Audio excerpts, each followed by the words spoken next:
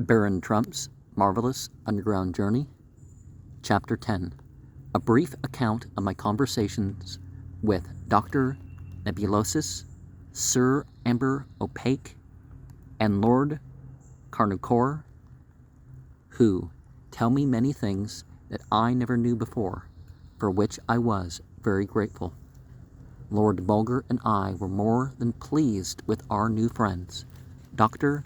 Nebulosus, Sir Amber Opaque, and Lord Carnucor, although so eager were they to make us thoroughly comfortable, that they overdid the matter at times, and left me scarcely a moment to myself in which to make an entry in my notebook. They were extremely solicitous lest, in my ignorance, I should set down something wrong about them. For, said Sir Amber Opaque, now that thou hast found the way to this underworld of ours, little Baron, I feel assured that we shall have a number of visitors from thy people every year or so, and I have already issued orders to have extra beds made as soon as the wood can be quarried. Dr. Nebulosus gave me a very interesting account of the various ailments which the Mekamenkis suffer from. All sickness among our people, little Baron, said he, is purely mental or emotional, that is, of the mind or feelings. There is no such thing as bodily infirmity among us. Wine and strong drink are unknown in our world, and the food we eat is light and easily digested. We are never exposed to the danger of breathing a dust-laden atmosphere, and while we are an active and industrious people, yet we sleep a great deal, for as our laws forbid the use of lamps or torches except for the use of those toiling in the dark chambers, it is not possible for us to ruin our health by turning night into day. We go to bed the very moment the river of light ceases to flow. The only ailment that ever gives me the least trouble is Iberifrosnia. Pray, what is the nature of that ailment? I asked. It is an inclination to be too happy, replied Dr. Nebulosus gravely. And I regret to say that several of our people attacked with this ailment have shortened their lives by refusing to take my remedies. It usually develops very slowly, beginning with an inclination to giggle, which after a while is succeeded by violent fits of laughter. For instance, little Baron, when thou camest among us, many of our people were attacked with a violent form of Iberifrosnia, and although Master Cold Soul, the court depressor, made great efforts to check it, yet he was quite powerless to do so. It spread over the city with remarkable rapidity, without knowing why. Our workmen at their work, our children at their play, our people, indoors and out, began to laugh and to be dangerously happy. I made examinations of several of the worst cases and discovered that at the rate they were beating the hearts, most of them would run down in a single week. It was terrible. A council was hastily held, and it was determined to conceal thee and Lord Bulger from the public view. But happily, my skill got the upper hand of the attack. Didst increase the number of pills to be taken? I asked. No, little Baron, said Dr. Nebulosus. I increased their size and covered them with a dry powder, which made them extremely difficult to swallow, and in this way compelled those taking them to cease their laughing.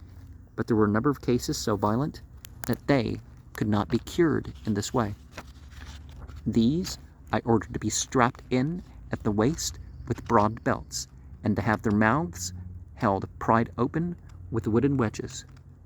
As thou mayest understand, this made laughing so difficult that they speedily gave it up altogether. Ah, little Baron, continued the wise doctor with a sigh, that was a sorry day for the human race when it learned how to laugh. It is my opinion that we owe this useless agitation of our bodies to you people of the upper world, exposed as ye were to piercing winds and biting frosts, ye contracted the habit of shivering to keep warm, and little by little this shivering habit so grew upon you, that ye kept up the shivering, whether ye were cold or not, only ye called it by another name. Now, my knowledge of the human body teaches me that this quivering of the flesh is a very wise provision of nature to keep the blood in motion, and in this way to save the human body from perishing from the cold. But why should we quiver when we are happy, little baron? All pleasure is the thought, and yet, at the very moment when we should keep our bodies in as perfect repose as possible, we begin this ridiculous shivering. Do we shiver when we look upon the beauties of the river of light, or listen to the sweet music, or gaze upon the loving countenance of our gracious Queen Galaxa? But worse than all, little baron, is senseless quivering and shivering, which we call laughter, unlike good, deep, long-drawn, wholesome sighs, empty the lungs of air without filling them again, and thus do we often see those gigglers and laughters fall over in fainting fits, absolutely choked by their own wild and unreasoning action. I have always contended, little baron, that we alone of all animals had the laughing habit, and I am now delighted to have my opinion confirmed by my acquaintance with the wise and dignified Lord Bulger. Observe him. He knows quite as well as we what it is to be pleased and to be amused, to be delighted, but he does not think it necessary to have recourse to fits of shivering and shuddering.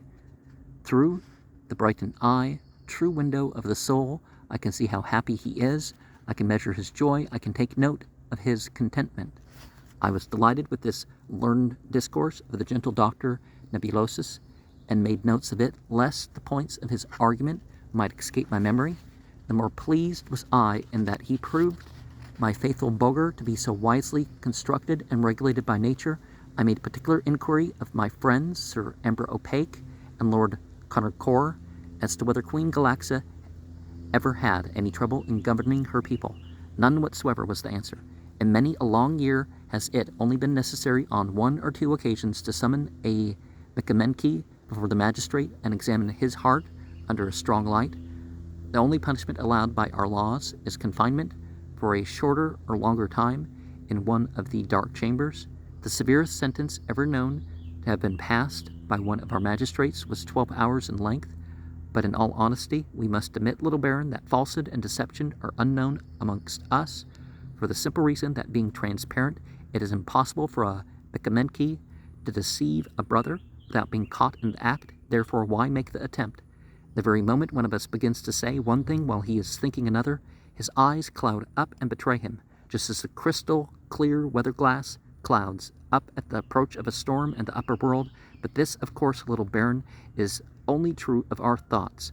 Our laws allow us to hide our feelings by the use of the black fan. No one may look upon another's heart unless its owner wills.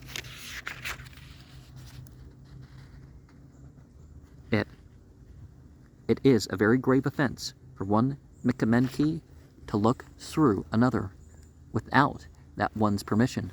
But as thou wilt readily understand, inasmuch as we are by nature transparent, it is utterly impossible for a marriage to prove an unhappy one, for the reason that when a youth declares his love for a maiden, they both have the right, by law, to look upon each other's hearts, and in this way they can know exactly the strength of the love they have for each other. This, and many other strange and interesting things, did my new friends, Dr. Nebulosus, Sir Emperor Opaque, and Lord Connercore, impart unto me. And right grateful was I to good Queen Galaxa for having chosen them for me. Good friends are better than gold, although we may not think it at the time. And people call things white lies, and it's like, I understand lying for survival, but not, because some of that stuff can hurt more in the long run. But people think, oh, we were just being nice. It's like, well,